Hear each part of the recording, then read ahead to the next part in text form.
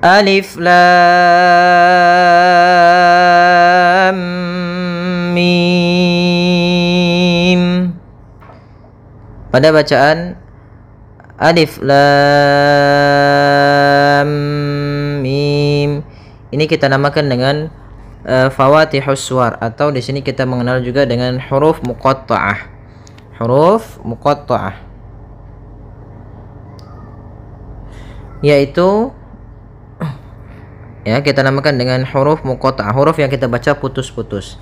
Kalau nanti kita taswirkan atau kita jabarkan dalam gambar, alif lam mim itu tulisannya seperti ini. Kita tulis dulu alif, kemudian lam dan mim. Nah, maka ketika kita membacanya, untuk alif ini la yumaddu, tidak dimatkan, tidak dipanjangkan, sehingga jangan dibaca alif, tapi hanya pendek saja, alif. Kemudian pada lafal lam, di sini ada mad lazim harfi musaqqal, yang dimana huruf lam di sini datang setelahnya huruf tasydid dan idghamkan, ya, huruf huruf mudaggham, ya, di sini huruf idgham yang setelahnya. Maka di sini kalau kita jabarkan, di sini ada mim mati bertemu dengan huruf mim. Maka di sini kan ada, kalau di dalam bahasan tajwidnya kan idgham mimi pada dasarnya. Nah, di sini maka kita namakan dengan mad lazim, mad yang dia lazim, wajib, harfi, berarti berkaitan dengan huruf. Musaqqal, berat dalam pelafalannya, karena mad lazim harfi musaqqal ini berkaitan dengan huruf yang diidghamkan atau biasanya ditasydidkan ke setelahnya. Maka lam di sini kita namakan dengan hukum tajwidnya mad lazim harfi musaqqal. Panjangnya yaitu 6 harokat. Panjangnya adalah 6 harokat. Cara membacanya adalah kita panjangkan dulu lamnya, baru dimasukkan ke mimnya. Jangan lam langsung masuk mim, misalnya alif lam mim. Nah, ini kurang tepat. Harusnya lamnya kita panjangkan 6 harokat dulu, baru ditahan mimnya sebanyak 2 harokat, karena di sini ada mim ketemu mim, kemudian baru mim. Nah, mim yang kedua di sini, kalau di lafal mim ini kita namakan dengan mad lazim harfi mukhaffaf, yang dimana dia tidak bertemu dengan huruf yang dia diidghamkan atau ditasydidkan, sehingga dia hanya cukup dibaca panjang 6 harokat saja. Maka cara yang benar membacanya adalah seperti ini. Alif lam mim. Panjangkan dulu lamnya. Kita ulang kembali. Alif lam mim. Nah, di sini mimnya termasuk mad lazim harfi mukhaffaf, yaitu kita panjangkan dengan panjang 6 harokat pula, tapi tidak sebagaimana lam, yang karena dia di sini mad lazim musaqqal, berat, karena dia bertemu dengan huruf yang diidghamkan dan tasydidkan. Kita ulang kembali sekali lagi. Alif lam mim. Dzalikal kitabu la raiba fihi. Di sini ada tanda 3, artinya kita boleh berhenti di salah satunya.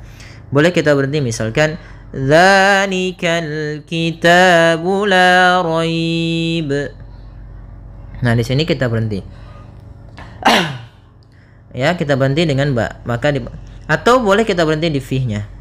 Fih. Maka kemudian lanjut hudal lil muttaqin. Kita coba di sini bahas pada lafaz dzalika. Di sini ada hukum tajwid berupa mad tabi'i, yaitu adanya fathah bertemu dengan alif.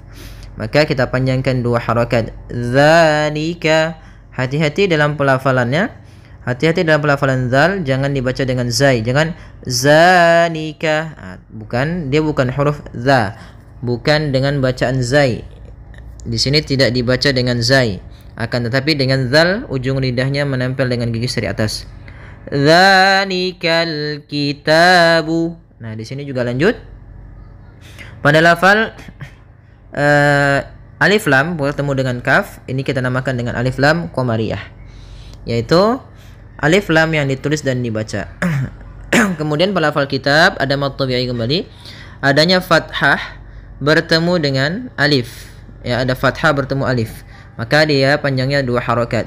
Kemudian pada lafal la juga sama, ada mad tabi'i, yaitu adanya fathah bertemu alif. Kemudian raiba. Kalau kita misalkan berhenti di sini la raib, maka di sini ada dua hukum. Yang pertama yaitu mad lin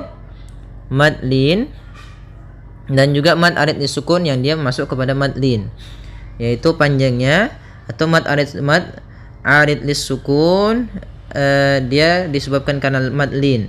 Kalau di sini disebabkan karena awal, yaitu mad tabi'i. Kalau di waqaf maka menjadi mad arid disukun. Nah, di sini la raib itu berapa harokat kita boleh memanjangkannya. Kalau misalkan kita berhenti la raib, maka kita menjadikan mad lin dan juga ia mad arid disukun.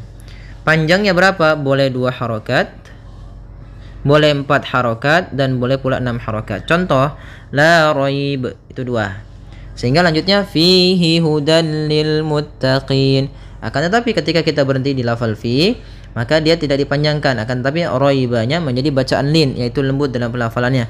La raiba fi.